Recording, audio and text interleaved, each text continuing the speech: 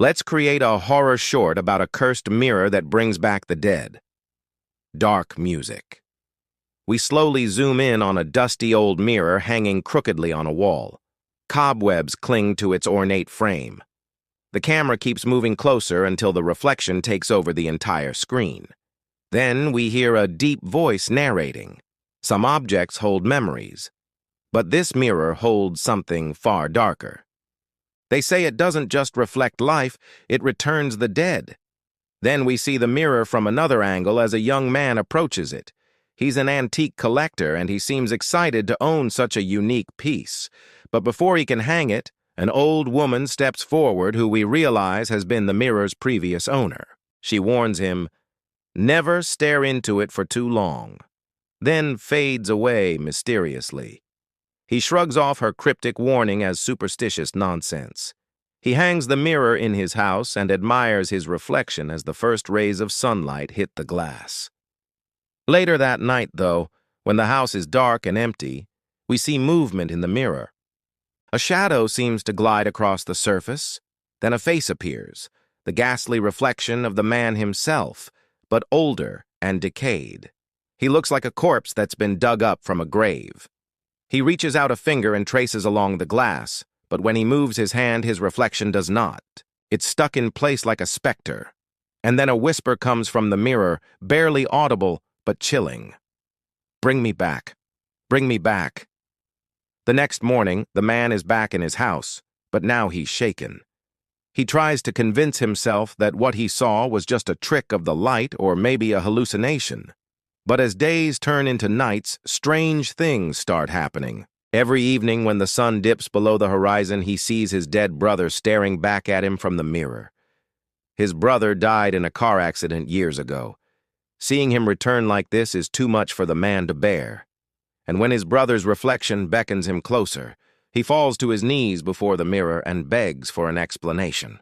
"Why are you here? How is this possible?" But only silence answers him. Or is there something behind him? Because now there's a new presence in the room, an evil entity that's drawn to his fear.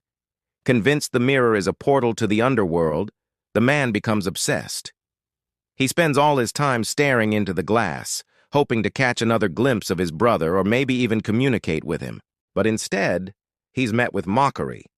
The ghost of his brother smiles cruelly, knowing he can never escape the mirror's grasp.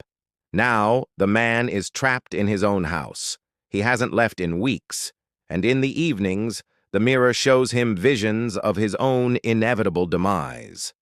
Then one night, the visions become real. The house is filled with the whispers of voices and chilling laughter. Turning around, we see dozens of lost souls pressing against the glass, stretching out their spectral fingers toward him. They're trapped inside the mirror, and they want his help to escape. Meanwhile, the mirror is changing.